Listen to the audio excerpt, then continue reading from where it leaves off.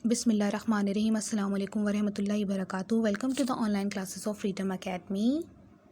I am your teacher miss Nahiba, class 3, subject English. So students, today we will study about your chapter Don't Fly Too High on page number 72. Hundred of years ago, there was a man called Daedalus. He lived in Greece on the island of Crete. Daedalus was a clever man. He observed everything very carefully. He tried to understand how things worked. He also liked to make clever things.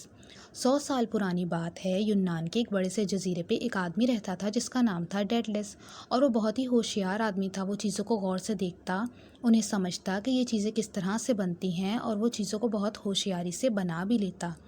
वो चीज़ों को गौर से देखता और उनको देखने के लिए तजस्सुस रखता अपने जहन के अंदर। और वो अक्सर गौर से देखता सूरज को, वो सूरज की ऊंचाई और उसका चमकना गौर से देखता। वो अक्सर देखता मुख्तलिफ़ फूलों को और उन पर गौर फ़िक्र करता।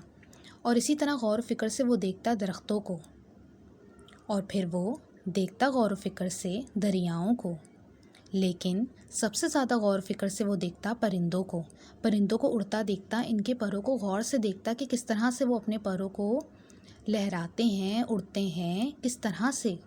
वो उनको गौर फ़िक्र से इतना देखता कि एक दिन उसके जहन में एक आइडिया आया उड़ने का, और फ़ौरन वो दरख्तों की जानिब भागा और उसने परिंदों के गिरे हुए परों को उठाया और उनको उठा के जमा किया। और उनको जमा करने के बाद बहुत सारे घंटे लगाने के बाद अरेंज किया, और उन फैदर से उसने अपने लिए बनाया एक विंग। और वो विंग कैसे बनाया? He took some wax and stuck them together.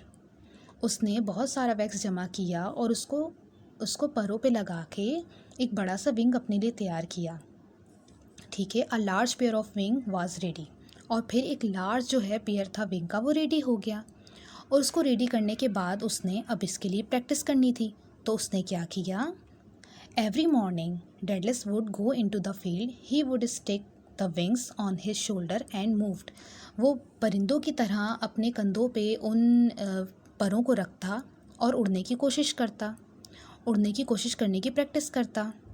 He practiced this every day for hours. At last, his dream come true. He was able to fly. और उसका ये ख्वाब सच हो गया और वो उड़ना सीख ही गया। अब हम बात करेंगे आइक्रस की। डेडलेस हैड अ सन आइक्रस। डेडलेस का एक बेटा था जिसका नाम था आइक्रस। वो अपने फादर को उड़ता हुआ देखता तो उसके अंदर भी तजस्सुस आता कि मुझे भी उड़ना है। डेडलेस ने अपने बेटे की एक्साइटमेंट देखी तो उसने अपने बेटे के लिए विंग्स के पेयर बनाए। वो अपनी जगह में वाहिद बच्चा था जो कि उड़ना सीख रहा था। अब उसको बहुत शौक़ था उड़ने का, और ऊंची से ऊंची उड़ान भरने का शौक़ था। अब वो डेली उड़ता था।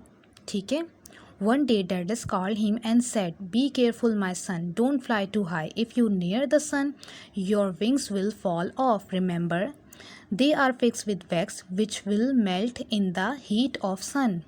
Icarus listened to his father and noted.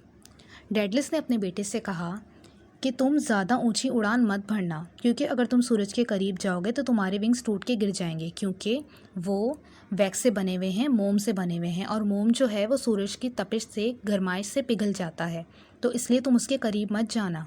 उसने अपने फादर की बात सुनी और नोट भी कर लिया। After a few days Icarus went to fly once again. और थोड़े दिन बाद उसने दोबारा उड़ने के लिए उड़ान भरी।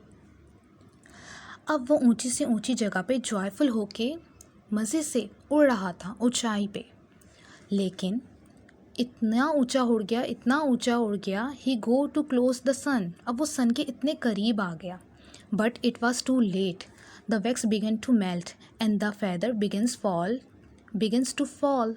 अब उसके पर गिरने शुरू हुए और वो एक स्टोन की तरह समंदर में गिर गया। उम्मीद है आज का टॉपिक आपको समझ आया होगा। टेक केयर स्टूडेंट, अपना बहुत ख्याल रखिएगा। अल्लाह हाफ़िज़।